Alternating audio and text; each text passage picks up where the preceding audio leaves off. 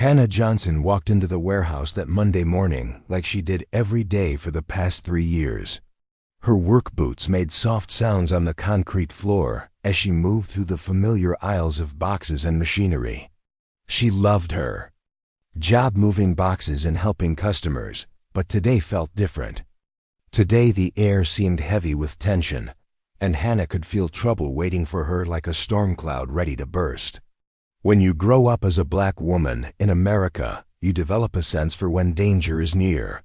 "Hey, look who's here," said a mean voice behind her that made her shoulders tense up immediately.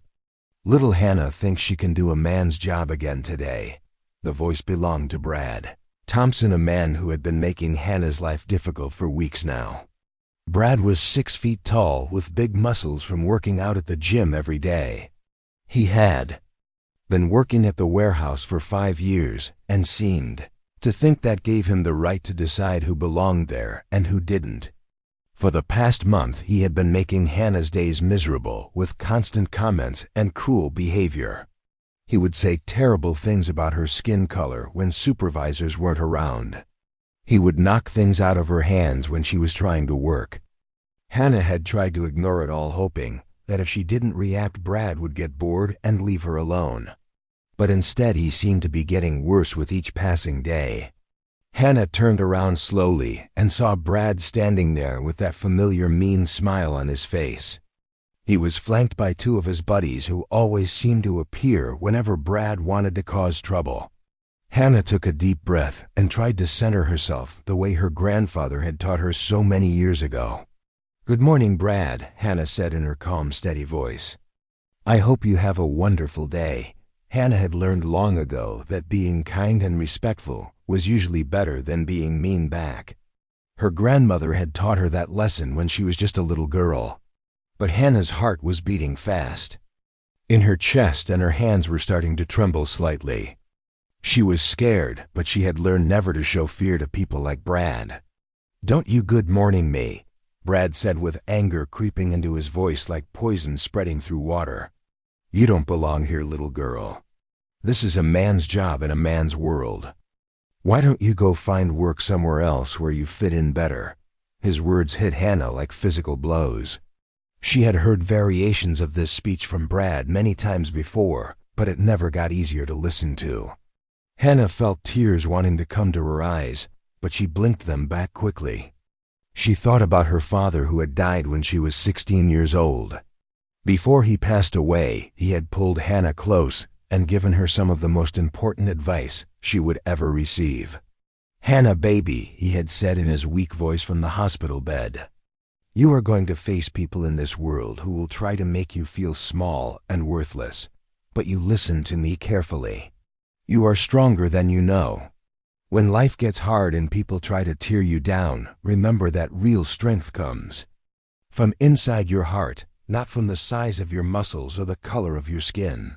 Hannah straightened her shoulders and looked Brad directly in the eyes. "I have every right to work here," she said with more confidence than she actually felt. "I do my job well, and I help this company succeed. I'm not going anywhere." Hannah had been one of the most reliable workers in the warehouse for 3 years. She was always on time, never called in sick, and had received commendations from management for her positive attitude and strong work ethic. Brad laughed a cold, cruel laugh that echoed off the warehouse walls. "You think you're tough, little girl? Let me show you what tough really looks like." Brad stepped closer to Hannah, invading her personal space in a way that was clearly meant to intimidate her. His friends moved closer too, forming a semicircle around Hannah that made her feel trapped and vulnerable. Brad suddenly pushed Hannah hard with both hands. The force of the push sent her stumbling backward, but she managed to keep her balance and avoid falling down. Hannah felt a surge of anger mixed with her fear, but she tried to stay calm. "Please stop," Hannah said as firmly as she could manage. "I don't want any trouble with you or anyone else. Can't we just do our jobs and get along?" Hannah was still, hoping that somehow she could diffuse this situation with words. "Too bad," Brad said with a sneer. "Trouble found you whether you want it or not." Brad reached out and grabbed Hannah by the arm, squeezing hard enough to leave bruises. Hannah closed her eyes for just a moment, and something amazing happened. She remembered something that she had not thought about in years. When she was a little girl living with her grandparents, her grandfather had taught her martial arts in their backyard every single day. Her grandfather Joe had been a black belt who served in the army and fought in 3 different wars. He was a quiet, gentle man who never raised his voice, but he was also one of the strongest people Hannah had ever known. Every afternoon after Hannah finished her homework, her grandfather would take her out to the backyard where he had set up a small training area with mats and practice equipment. "Hannah, sweetheart," her grandfather would say in his patient teaching voice, "fighting is not about being the biggest person or having the strongest muscles. Real fighting is about being smart and quick and using your brain instead of just your emotions. The best fighters know how to use their opponent's own strength and anger against them." Hannah had practiced with her grandfather every day for 10 years, learning kicks and punches and defensive moves. When Hannah turned 18, her grandfather got very sick with cancer. Hannah spent all her time taking care of him, and she stopped practicing martial arts. After he died, Hannah was so heartbroken that she never went back to training. She thought she had forgotten everything her grandfather had taught her. But now, standing in that warehouse with Brad's hand squeezing her arm, she remembered every single lesson her grandfather had given her. "Let go of me right now," Hannah said, and this time her voice was completely different. It was strong and clear, and filled with a confidence that surprised everyone, including Hannah herself. Something had awakened inside her. All those years of training came rushing back to her memory. She remembered every move, every block, every kick, and every throw that her grandfather had patiently taught her. Hannah did something that surprised everyone in the warehouse. She used a quick wrist escape technique that her grandfather had drilled into her hundreds of times. She twisted her arm in a specific way that used leverage instead of strength to break free from Brad's grip. At the same time, she stepped back, quickly creating distance between herself and her attacker. Brad was so shocked by the sudden movement that he almost lost his balance. "What the hell?" Brad yelled loud enough for everyone in the warehouse to hear. "How did you do that?" Brad was staring at Hannah with confusion and disbelief. Hannah felt something powerful waking up inside her soul. "I asked you politely to stop bothering me," Hannah said in a voice that was calm but also filled with warning. "I don't want to hurt you, but I will defend myself if you don't leave me alone."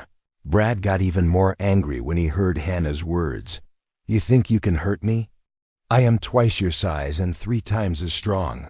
Brad was shouting now, and everyone in the warehouse had stopped working to watch what was happening. Brad ran at Hannah like an angry bull that had seen a red flag. He was moving fast and using all his weight and momentum to try to knock Hannah down. But Hannah stayed perfectly calm, just like her grandfather had taught her. She waited until the very last second before Brad reached her, and then she moved to the side with fluid grace. Brad's momentum carried him forward, and he crashed hard into a stack of cardboard boxes behind where Hannah had been standing. The boxes went flying everywhere, and Brad ended up on the ground covered in packing materials, looking confused and embarrassed. The other workers gasped collectively. They could not believe what they had just witnessed. Brad got up from the pile of boxes even more angry than before. "You got lucky that time," Brad screamed as he brushed cardboard off his clothes. "Let's see how lucky you are when I'm really trying." This time Brad approached Hannah more carefully. He walked toward her slowly with his fists raised like a boxer. Hannah got into a proper fighting stance with her knees slightly bent and her hands up in a defensive position. "This is your last chance, Brad," Hannah said with complete seriousness. "Walk away right now, and we can forget this whole thing ever happened." "Never!" Brad shouted. Brad threw a big, powerful punch aimed directly at Hannah's face, but Hannah was ready for it. She ducked smoothly under Brad's punch and struck him in the solar plexus with the palm of her hand. It was a precise targeted blow that hit exactly the right spot to knock the wind out of him. Brad made a sound like all the air was being forced out of his lungs. He bent over, double clutching his stomach and gasping for breath. Hannah did not give him time to recover. She used another technique her grandfather had taught her called a hip throw. She grabbed Brad's shirt with both hands and used his own weight and momentum to flip him over her shoulder. Brad flew through the air and landed hard on his back on the concrete floor. The whole warehouse became completely silent except for the sound of Brad groaning on the floor. Nobody could believe what they had just witnessed. Hannah stood over Brad's prone form, breathing hard, but still in complete control of herself. She put one foot gently on Brad's chest, not hard enough to hurt him, but firmly enough to keep him from getting back up. "I told you that I didn't want any trouble," Hannah said, looking down at Brad. "But you would not listen to me." Brad looked up at Hannah with shock and disbelief. How he whispered, "How did you do that to me?" "My grandfather taught me everything I know," Hannah said with quiet dignity. "He taught me that real strength comes from inside your heart, not from the size of your muscles. He taught me to protect myself and to stand up for what is right, even when it's scary or difficult." Just then Mr. Wilson, the warehouse manager, came running over from his office. When he saw Brad lying on the ground with Hannah standing over him, he could hardly believe his eyes. "What in the world happened here?" Mr. Wilson demanded. All the workers who had witnessed the fight started talking at once. They explained how Brad had been bullying and harassing Hannah for weeks. They described how he had pushed her and grabbed her arm. They told Mr. Wilson how Hannah had tried to handle the situation peacefully, but Brad had refused to listen. Several workers showed Mr. Wilson the videos they had recorded on their phones, proving that Hannah had acted purely in self-defense. Mr. Wilson listened carefully to all the accounts. He looked down at Brad, who was still lying on the ground looking dazed and defeated. "Is this true, Brad?" Mr. Wilson asked in a stern voice. "She attacked me," Brad said weakly, trying one last desperate lie. "That's not true at all," said Jenny Martinez, one of the other warehouse workers. "Brad has been bullying Hannah for weeks now. We've all seen it. Today he pushed her first and grabbed her arm. Hannah only defended herself after Brad got physical with her." Other workers nodded their heads, vigorously agreeing with Jenny's account. Mr. Wilson looked around at all the faces of his employees. He could see the truth written in their expressions. Mr. Wilson reached down and helped Brad get to his feet. "Brad, you are fired effective immediately," he said in a firm voice. "We do not tolerate harassment or bullying or violence in this company. Pack up your personal belongings and leave right now." Brad looked absolutely shocked. "But Mr. Wilson, I've been working here for 5 years, Brad protested. "And in those 5 years you should have learned how to treat your fellow employees with basic respect," Mr. Wilson replied. "Hannah is one of our most valuable workers. You have no excuse for the way you have been treating her." After Brad left, Mr. Wilson turned his full attention to Hannah. "Are you hurt?" he asked with genuine concern. "Do you need medical attention?" Hannah shook her head and managed a small smile. "I'm fine, Mr. Wilson. Thank you for standing up for me." The other workers began gathering around Hannah, eager to congratulate her and ask questions. "My grandfather taught me martial arts when I was growing up," Hannah explained. "He always told me that martial arts was not about fighting other people. It was about discipline and self-respect and protecting yourself when you had no other choice." That evening, Hannah went home feeling completely exhausted, but also strangely energized. She looked at the framed photograph of her grandfather that sat on her kitchen table. "Thank you, Grandpa Joe," she whispered to the image. "Thank you for teaching me to be strong when I needed it most." Hannah felt fundamentally different than she had that morning. For years, Hannah had felt like a victim. But today she had rediscovered the strength that had always been inside her. Being strong didn't mean being aggressive or mean. True strength meant standing up for yourself and your values, even when doing so was frightening. The next morning, Hannah walked into the warehouse with her head held high. Word had spread quickly about what had happened, and Hannah found that people were looking at her with new respect. Over the following weeks, other employees started coming to her for advice about dealing with difficult people and workplace conflicts. 3 months later, Mr. Wilson called Hannah into his office with exciting news. "The company wants to offer you a promotion to shift supervisor," he said enthusiastically.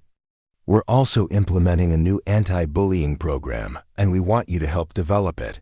Hannah's story began to spread beyond the warehouse walls. A local newspaper wrote an article about her experience. The article caught the attention of other businesses who invited Hannah to speak about workplace safety and personal empowerment. 2 years later, Hannah received a call from a television producer who wanted to feature her story on a national morning show. "If my story can help even one person find their own strength, then I want to share it," Hannah told the producer. After the television appearance, Hannah's phone began ringing constantly.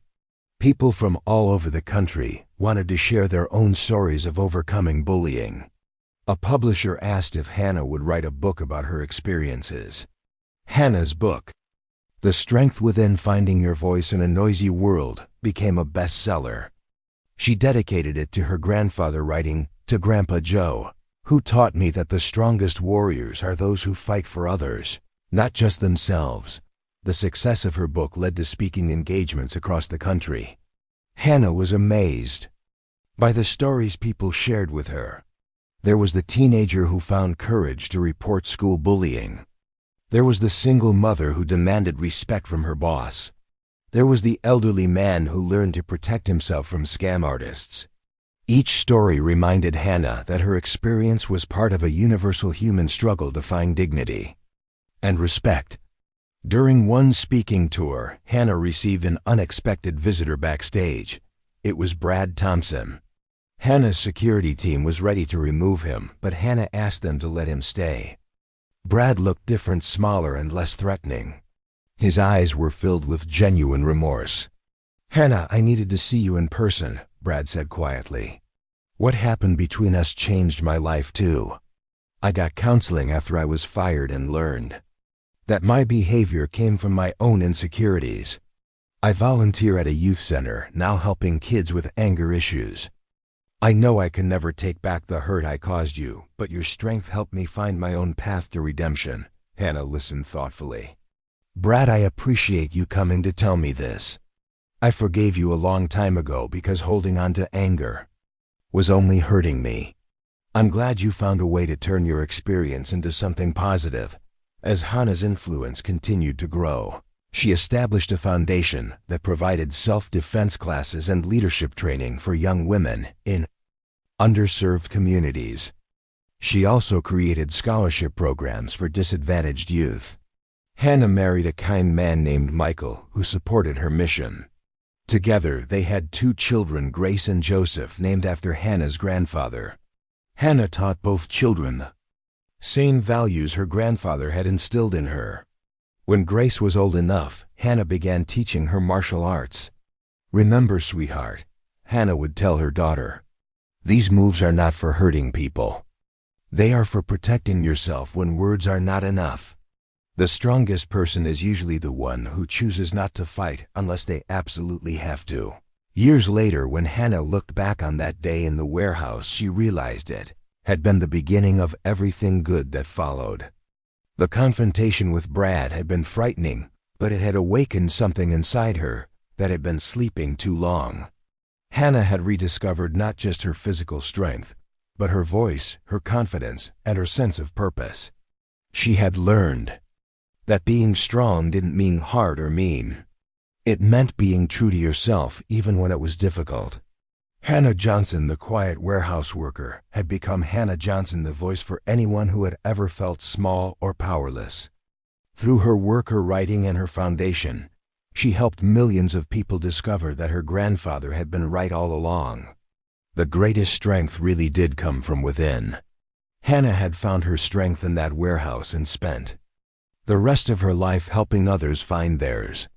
She had proven that one person's courage to stand up for themselves could create ripple effects that touched thousands of lives and changed the world for the better. Hannah Johnson's story is more than a tale about one woman standing up to a bully in a warehouse. It is about the awakening of a legacy, the reclaiming of dignity, and the discovery of an inner fire that had been burning quietly all along. That day when Brad tried to crush her spirit was not the end of her struggles. It was the beginning of her transformation. For years, she had walked into that warehouse carrying the weight of silence, shrinking herself so others could feel big. But when his hand closed around her arm, she remembered the lessons of Grandpa Joe, the man who planted seeds of strength in her when she was just a child. With every block, every strike, every word she spoke in defiance of hate, she wasn't just defending herself. She was resurrecting the wisdom of her ancestors. Hannah understood in that moment that her fight was not only against Brad, but against every insult, every stereotype, every system that had tried to make her believe she was less than worthy. When she stood victorious, it wasn't arrogance that filled her chest. It was relief, gratitude, and the realization that courage is contagious. Her victory reverberated through the warehouse like thunder rolling across a quiet valley. Workers who had once watched in silence found their voices. Men and women who had accepted disrespect as part of their job began to reconsider what they allowed. Hannah became a symbol, not of violence, but of self-respect. And as her story spread from a small warehouse floor to local newspapers, then to television screens across the country, Hannah realized that what had happened that morning was never meant to stay hidden. It was a spark, and sparks are meant to ignite flames. In the years that followed, Hannah became more than a worker, more than a survivor. She became a leader. She carried her grandfather's teachings into boardrooms, community centers, and crowded auditoriums. Each time she told her story, she unlocked a door in someone else's soul, showing them that they too had power buried deep within, waiting to be unearthed. Her book, The Strength Within, didn't just sell copies, it built bridges. Readers from every walk of life wrote to her, admitting that they had allowed fear, shame, or the cruelty of others to silence them. Her words helped them stand taller, speak louder, and demand the respect they deserved. But Hannah's greatest triumph wasn't fame or recognition, it was transformation. Not just her own, but that of others, including Brad, when he appeared. Years later, humbled and changed, Hannah realized something profound. Strength is not only measured by how we fight, but also by how we forgive. By extending grace to the man who once tormented her, she completed the cycle her grandfather began. She proved that true power is not revenge, it is redemption. In that moment, Hannah taught the world that the warrior's path is not paved with anger, but with wisdom, compassion, and the refusal to let bitterness rot the soul. Her foundation reached into the darkest corners of society, pulling young women, bullied teens, and broken men out of shadows and into the light. Every scholarship awarded, every self-defense class taught, every tear wiped from the eyes of someone who thought they were powerless, all of it was part of Hannah's ripple effect. And though she built programs in schools, her true legacy was carried in hearts, in the quiet confidence of a girl who finally dared to say, "No more." In the steady hand of a man who chose peace instead of anger. In the laughter of a child who no longer lived in fear. As the years stretched on, Hannah often sat with her children and grandchildren beneath the fading glow of evening, telling them the same stories her grandfather once told her. Stories about resilience, about the power of a quiet heart, about the truth that muscles may falter, but spirit never will. She reminded them that strength is not found in dominance, but in discipline, not in cruelty, but in compassion. And every time she spoke, she could almost hear Grandpa Joe's voice echoing through time. Proud and steady, real strength comes from within, sweetheart. And once you find it, nobody can ever take it away. By the end of her life, Hannah Johnson was no longer remembered as the girl bullied in a warehouse.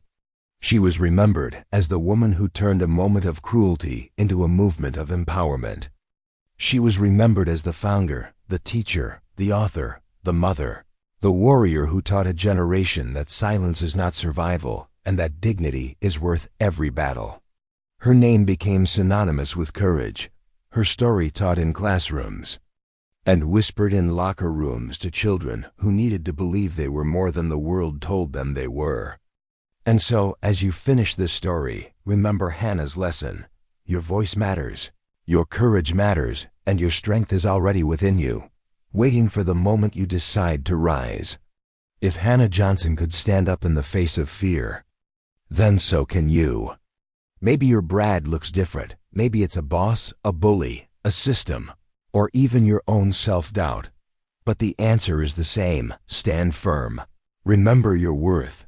And never let anyone convince you that you are less than. Extraordinary. If this story moved you, inspired you, or made you believe in your own hidden strength, don't let it stop here. Share Hannah's story with someone who needs to hear it. Click like if you believe courage can change lives. Hit subscribe for more powerful African American tales of resilience and victory. And don't forget to comment below. What strength have you discovered within yourself? Because stories like Hannah's remind us of something timeless and unshakable. The fight is never just about one person. It's about all of us. And together, we are unstoppable.